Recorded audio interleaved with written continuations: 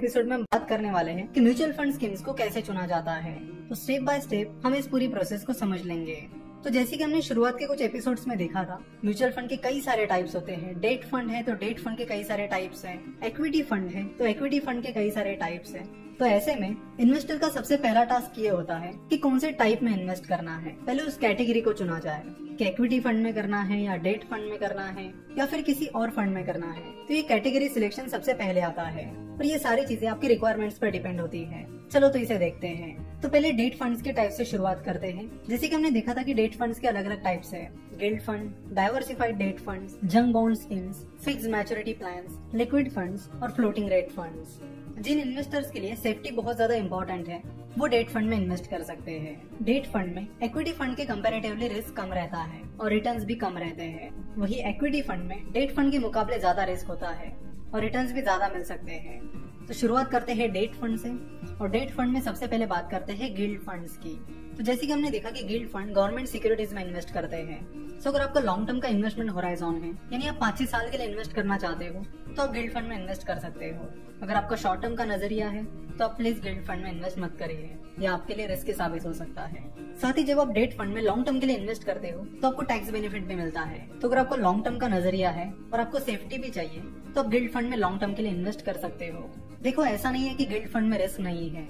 Generally bonds के rates interest rate से inversely proportional होते हैं, यानी अगर इंटरेस्ट रेट नीचे जा रहा है तो बॉन्ड के रेट्स ऊपर चले जाएंगे और अगर इंटरेस्ट रेट ऊपर जा रहा है तो बॉन्ड्स के रेट नीचे चले जाएंगे। तो इस इंटरेस्ट रेट सिनेरियो को भी आपको ध्यान में रखना होगा। उसके बाद आता है diversified debt fund. Diversified debt fund government securities और नॉन गवर्नमेंट सिक्योरिटीज का मिक्सचर होता है और क्योंकि नॉन गवर्नमेंट सिक्योरिटीज डिफॉल्ट कर सकती है, डाइवर्सिफाइड डेट फंड में अच्छा खासा रिस्क होता है। सो अगर आप पूरी सेफ्टी के लिए इन्वेस्टमेंट देख रहे हो तो डाइवर्सिफाइड डेट फंड आपके लिए नहीं है। अगर आप डेट फंड में इन्वेस्ट करना चाहते हो और कुछ रिस्क लेना चाहते हो तो ही आप डाइवर्सिफाइड डेट फंड में इन्वेस्ट करिए।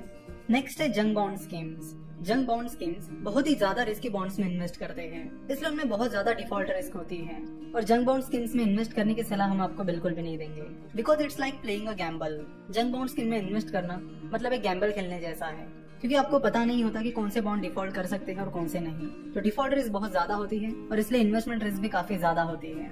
सो जंग बॉन्ड स्कीम से आप दूरी रहो तो बेहतर है। नेक्स्ट है fixed maturity plans. Fixed maturity plans close ended funds होते हैं, जिसमें फिक्स्ड मैच्योरिटी प्लान्स जिन बॉन्ड्स में इन्वेस्ट करता है उन्हें मैच्योरिटी तक होल्ड करता है। Most of the time fixed maturity plans FD that is fixed deposit के आफ्टर टैक्स रिटर्न्स को आसानी से बीट करते हैं। तो जो इन्वेस्टर्स कुछ भी रिस्क नहीं लेना चाहते वो फिक्स्ड मैच्योरिटी प्लान की तरफ जा सकते हैं। उसके बाद आते हैं liquid funds. Liquid funds short term investment का एक बहुत अच्छा ऑप्शन है जो आपको आसानी से सेविंग अकाउंट से ज्यादा रिटर्न देते हैं। सो अगर आपके पास शॉर्ट टर्म के लिए कुछ फंड है तो आप उसे सेविंग अकाउंट में डालने के बजाय लिक्विड फंड में इन्वेस्ट कर सकते हो। उसके बाद आता है floating rate funds. Floating rate funds के रिटर्न्स इंटरेस्ट रेट्स के अनुसार चेंज होते रहते हैं, इसलिए एक काफी रिस्की प्रोडक्ट हो जाता है। अब बात करते हैं इक्विटी फंड्स की। इक्विटी फंड में सबसे ज्यादा पॉपुलर जो फंड्स है वो होते हैं small cap funds, mid cap funds और लार्ज कैप फंड्स। तो equity mutual funds stock market में इन्वेस्ट करते हैं और जैसे कि आपको पता है कि इक्विटी म्यूचुअल फंड्स में डेट फंड से ज्यादा रिस्क होती है। स्मॉल कैप फंड्स में रिस्क ज्यादा होता है, वही रिटर्न्स भी ज्यादा हो सकते हैं। सिमिलरली मिड कैप फंड में रिस्क स्मॉल कैप फंड से कम होता है और रिटर्न्स भी जनरली मिड कैप से कम होते हैं। वही लार्ज कैप फंड में स्मॉल कैप और मिड कैप फंड से कम रिस्क होता है और रिटर्न्स भी जनरली स्मॉल कैप और मिड कैप से कम होता है। सो अगर आप ज्यादा रिस्क लेना चाहते हो तो आप स्मॉल कैप फंड के साथ जा सकते हो। आप मीडियम रिस्क लेना चाहते हो तो आप मिड कैप फंड के साथ जा सकते हो और अगर आप बहुत कम रिस्क लेना चाहते हो तो आप लार्ज कैप फंड के साथ जा सकते हो। उसके बाद इक्विटी फंड का नेक्स्ट टाइप है diversified equity fund. Diversified equity fund अलग अलग सेक्टर की और अलग अलग मार्केट कैपिटलाइजेशन की कंपनीज में इन्वेस्ट करता है। यानी डाइवर्सिफाइड इक्विटी फंड में आपको कुछ स्मॉल कैप कंपनीज भी मिलेगी, कुछ लार्ज कैप भी मिलेगी और कुछ मिड कैप कंपनीज भी मिलेगी। तो डाइवर्सिफाइड इक्विटी फंड में आपको सारी वेराइटीज मिलती है। तो अगर आपको सारी वेराइटीज ट्राई करना है तो डाइवर्सिफाइड इक्विटी फंड आपके लिए अच्छा ऑप्शन हो सकता है। नेक्स्ट है सेक्टर फंड्स और थीमेटिक फंड्स। सेक्टर फंड्स जैसे कि आपको पता है सेक्टर फंड्स किसी स्पेसिफिक सेक्टर में इन्वेस्ट करते हैं, वही थीमेटिक फंड किसी स्पेसिफिक थीम में इन्वेस्ट करता है। सो अगर आपको लगता है कि कोई स्पेसिफिक सेक्टर बहुत अच्छा परफॉर्म कर सकता है तो ही आप सेक्टर फंड में जाइए, और अगर आपको लगता है कि कोई स्पेसिफिक थीम बहुत अच्छा परफॉर्म कर सकती है, आपको उस थीम की अच्छी खासी नॉलेज है, तो ही आप थीमेटिक स्कीम के बारे में सोचिए। और वैसे रिस्क की बात की जाए तो सेक्टर और थीमेटिक फंड दोनों भी काफी रिस्की फंड्स होते हैं, तो इनमें इन्वेस्ट करने से पहले आपको काफी सोचना चाहिए। उसके बाद आती है ELSS that is equity linked saving scheme. ELSS आपको टैक्स डिडक्शन में हेल्प करती है। सो अगर आप टैक्स डिडक्शन के लिए कोई तरीका ढूंढ रहे हो तो आप ELSS फंड में इन्वेस्ट कर सकते हो। याद रखना ELSS फंड का लॉक इन पीरियड 3 साल का होता है, तो आपका इन्वेस्टमेंट होराइजन भी कम से कम 3 साल का होना चाहिए। देखो, आप ELSS में तभी इन्वेस्ट करो जब आपको टैक्स डिडक्शन के बारे में सोचना है। अगर आपको नॉर्मल इन्वेस्ट करना है तो आप बाकी इक्विटी स्कीम के बारे में सोचो। उसके बाद आती है RGSS, that is Rajiv Gandhi equity saving scheme. RGSS नए इन्वेस्टर्स के लिए है, तो अगर आप नए इन्वेस्टर हैं और टैक्स डिडक्शन का कोई तरीका ढूंढ रहे हैं तो आप RGSS में इन्वेस्ट कर सकते हो। अगर आप टैक्स डिडक्शन के लिए नहीं ढूंढ रहे हो तो आप RGSS में इन्वेस्ट मत करिए, आप किसी और इक्विटी म्यूचुअल फंड स्कीम में इन्वेस्ट करिए। उसके बाद आती है इक्विटी इनकम, या फिर जिन्हें डिविडेंड यील्ड स्कीम्स भी कहा जाता है। तो इक्विटी इनकम स्कीम्स का मेन इनकम सोर्स होता है डिविडेंड, लेकिन आज के डेट में ज्यादातर कंपनीज रेगुलर डिविडेंड नहीं देती है, इसलिए इक्विटी इनकम स्कीम में इन्वेस्ट करने का उतना सेंस नहीं बनता है। अगर आपको इक्विटी और डेट ऐसे दोनों फंड्स में इन्वेस्ट करना है तो आप बैलेंस फंड में इन्वेस्ट कर सकते हो।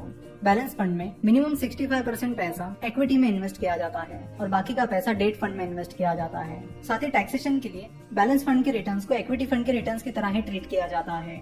तो आपको डेट फंड और इक्विटी फंड ऐसे दोनों फंड्स में इन्वेस्ट करना है और साथ ही टैक्सेशन बेनिफिट भी चाहिए तो आप बैलेंस फंड में इन्वेस्ट कर सकते हो।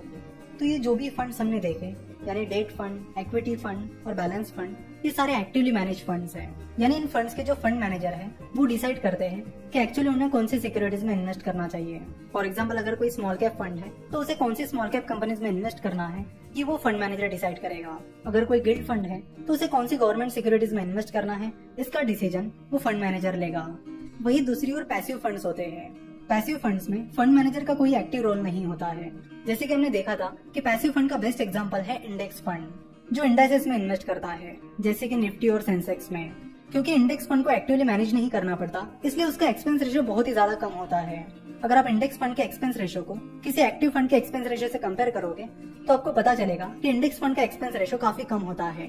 तो यहाँ पर आप देख सकते हो कि SBI ब्लू चिप फंड, जो कि एक एक्टिव फंड है, उसके डायरेक्ट प्लान का एक्सपेंस रेशियो 1.10% है। वही ICICI prudential Sensex index fund, जो कि एक इंडेक्स फंड है, उसके डायरेक्ट प्लान का एक्सपेंस रेशियो सिर्फ 0.10% है। तो इस तरह आप देख सकते हो कि एक्टिवली मैनेज फंड और पैसिवली मैनेज फंड, इनके एक्सपेंस रेशियो का डिफरेंस काफी ज्यादा होता है। सो अगर आप किसी एक्टिव फंड के लिए ज्यादा एक्सपेंस रेशियो दे रहे हो तो मेक श्योर कि आपको ज्यादा रिटर्न्स भी मिल रहे हैं या नहीं। अगर आप ज्यादा एक्सपेंस रेशियो पे कर रहे हो और फिर भी आपको अच्छे रिटर्न्स नहीं मिल रहे हैं तो वो सही इन्वेस्टमेंट नहीं होगी।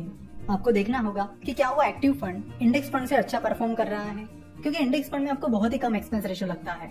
और अगर कोई एक्टिव फंड आपसे ज्यादा एक्सपेंस रेशियो लेने के बावजूद भी अच्छा परफॉर्म नहीं करता है तो ऐसे केस में बेहतर है कि आप इंडेक्स फंड में इन्वेस्ट कर लो। जनरली सेंसेक्स और निफ्टी, इनके इंडेक्स फंड इजीली अवेलेबल है। सो अगर आप इंडिया की ग्रोथ स्टोरी में बिलीव करते हो तो आप इंडेक्स फंड में इन्वेस्ट कर सकते हो। तो सबसे पहले आपको यहाँ डिसाइड करना होगा कि आप कितना रिस्क लेना चाहते हो और किस तरह के रिटर्न्स आप एक्सपेक्ट कर रहे हो, और उसके अनुसार आपको पहले कैटेगरी सिलेक्ट करनी होगी कि वो कौन कौन सी कैटेगरीज है या कौन कौन से म्यूचुअल फंड के टाइप्स हैं जिनमें मुझे इन्वेस्ट करना चाहिए। यानी आपको चेक करना होगा कि आपको स्मॉल कैप में इन्वेस्ट करना चाहिए, मिड कैप फंड में इन्वेस्ट करना चाहिए या फिर लार्ज कैप में करना चाहिए। साथ ही आपको बॉन्ड फंड में इन्वेस्ट करना चाहिए या नहीं करना चाहिए। सो अगर आप डिसाइड कर लेते हो कि मुझे मिड कैप फंड में इन्वेस्ट करना है तो आपको पता चलेगा कि मिड कैप फंड्स की बहुत सारी स्कीम्स हैं, उनमें से बेस्ट स्कीम कैसे चुने, तो उसके बारे में हम नेक्स्ट एपिसोड में बात करेंगे। आशा